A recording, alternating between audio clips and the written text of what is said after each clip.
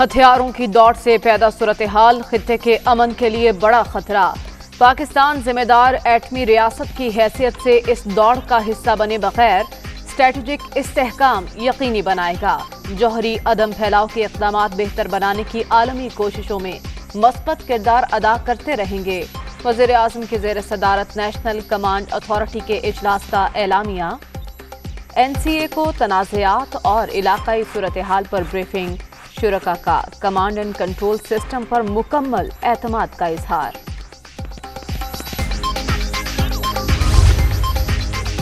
وزیر اعظم کے زیر صدارت نیشنل کمانڈ اتھارٹی کا اجلاس۔ Chairman joint chiefs of staff committee مسلح افواج کے سربراہان DG ISI لیفٹیننٹ جنرل فیض حمید، خارجہ، دفاع، خزانہ اور داخلہ امور کے وزراء کی بھی شرکت۔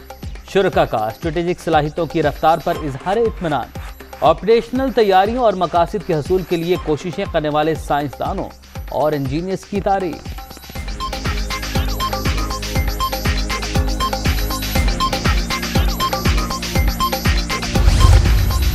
سب سے بڑا شفافیت کا خطرہ ان لوگوں کو ہے جو کہ شفافیت نہ ہونے کی وجہ سے پاکستان میں انہوں نے اتنا پیسہ بنایا ہے اور یہ اتنے طاقتور لوگ بن چکے ہیں۔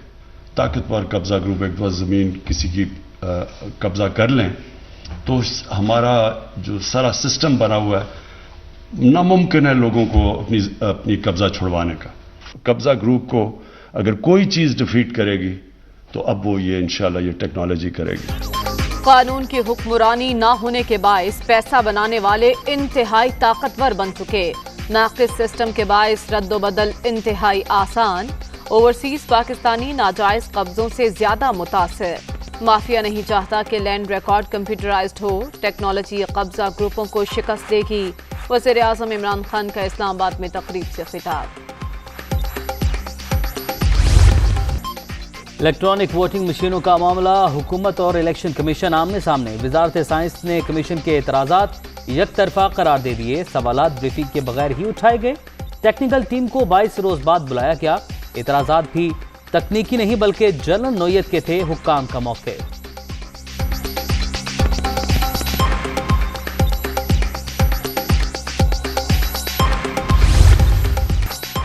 الیکشن کمیشن کے 27 نکات EVM سے متعلق نہیں، باقی 10 کا حل مشین میں موجود۔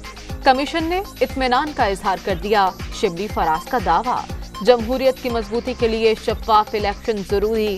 حکومت آئینی ترمیم کے لیے تیار۔ 2023 کے انتخابات الیکٹرانک ووٹنگ مشینوں پر ہی ہوں گے۔ وزیر سائنس کی پریس کانفرنس۔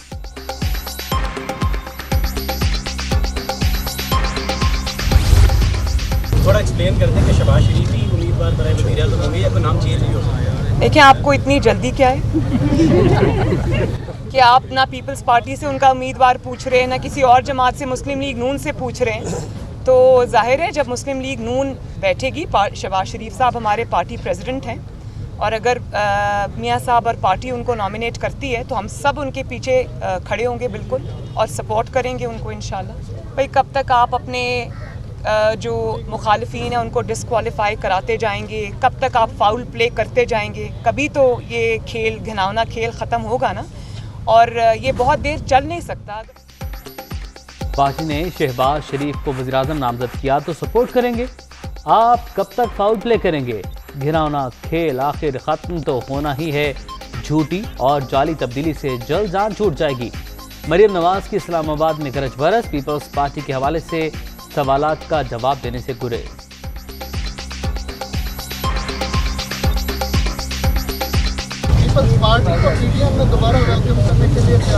پیپلز پارٹی کے علاوہ آپ کے پاس کوئی اور سوال ہے؟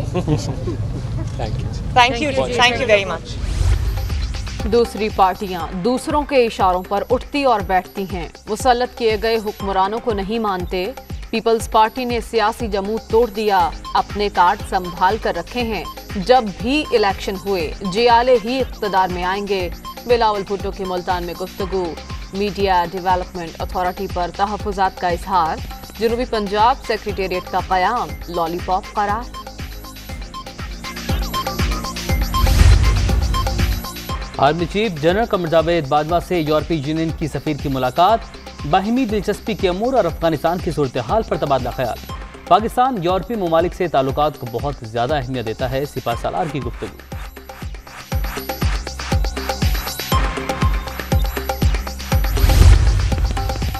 مشکل وقت میں افغان عوام کی مدد، پاکستان سے امدادی سامان سے بھرے 3 C-130 طیارے افغانستان روانگی کے لیے تیار، خوراک اور ادویات بھی شامل۔ فضائی کھیپ کے بعد زمینی راستوں سے بھی ترسیل کی جائے گی، ترجمان دفتر خارجہ۔ افغانستان کی نئی حکومت 11 سپتمبر کو حلف اٹھائے گی۔ حلف برداری 9/11 کے 20 سال مکمل ہونے کے روز شیڈول، طالبان نے اعلان کر دیا۔ ملک میں بغیر اجازت مظاہروں پر پابندی عائد۔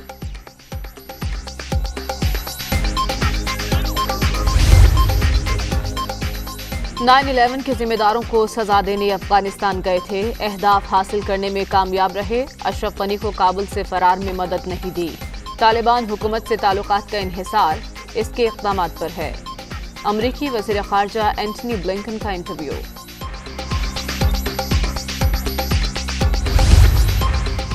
طالبان کے قبضے کے بعد ملک سے فرار اشرف غنی نے قوم سے معافی مانگ لی۔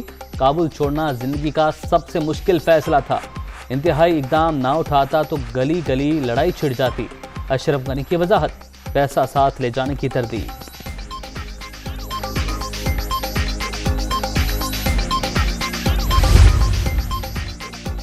MSCI کا پاکستان کے درجے میں کمی کا فیصلہ، ابھرتی معیشتوں سے نکال کر فرنٹیئر مارکیٹ میں شامل کر دیا جائے گا۔ اسمال کیپ انڈیکس میں پاکستانی کمپنیز کی تعداد 13 سے بڑھ کر 19 ہونے کی توقع۔ اسٹاک مارکیٹ میں حصص کی فروخت کا سلسلہ تھم جانے کی بھی امید۔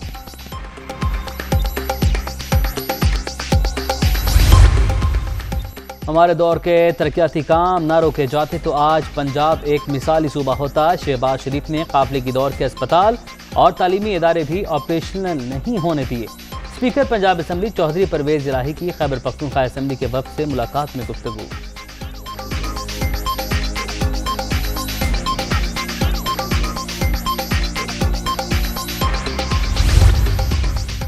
لاہور میں والٹن ایئرپورٹ پر کمرشل پلاٹس کی نیلامی روکنے کی درخواست خارج، حکومت نے غربت کم کرنے اور کاروبار کو فروغ دینے کا منصوبہ بنایا۔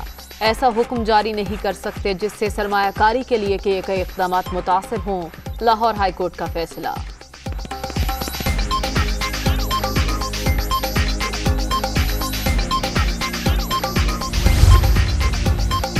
لاہور میں تاریخ کے سب سے بڑے منصوبے کا آغاز، یونین ڈیولپرز کے لگژری اپارٹمنٹس کا سنگ بنیاد رکھ دیا گیا۔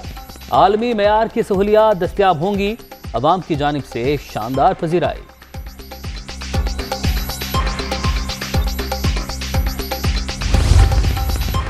کراچی مہران ٹاؤن فیکٹری میں گیس لیکیج سے آتش زدگی، پولیس کا گرفتار ملزمان کے بیانات کی روشنی میں کہ الیکٹرک حکام سے بھی باز پرس کا فیصلہ، کنیکشنز کی تفصیلات طلب کر لی گئیں۔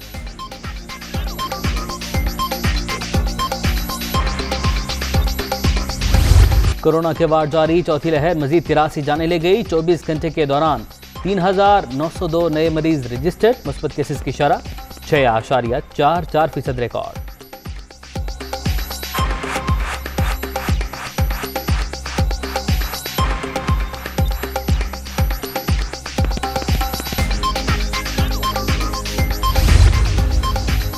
حیدرآباد اور گرد و نواح میں رات گئے موسلادھار بارش، بجلی کا نظام درہم برہم، درجنوں فیڈر ٹرپ، کئی علاقے سپلائی سے محروم، شہریوں کو مشکلات کا سامنا۔ اور پاکستانی میوزک کمپوزر کا گانا گلوبل چارٹ کی ٹاپ لسٹ میں شامل، امریکی گلوکار کائنی ویسٹ کے البم میں شامل آف دی گریڈ کی موسیقی اسود آصف نے ترتیب دی، پروڈیوس بھی خود ہی کیا۔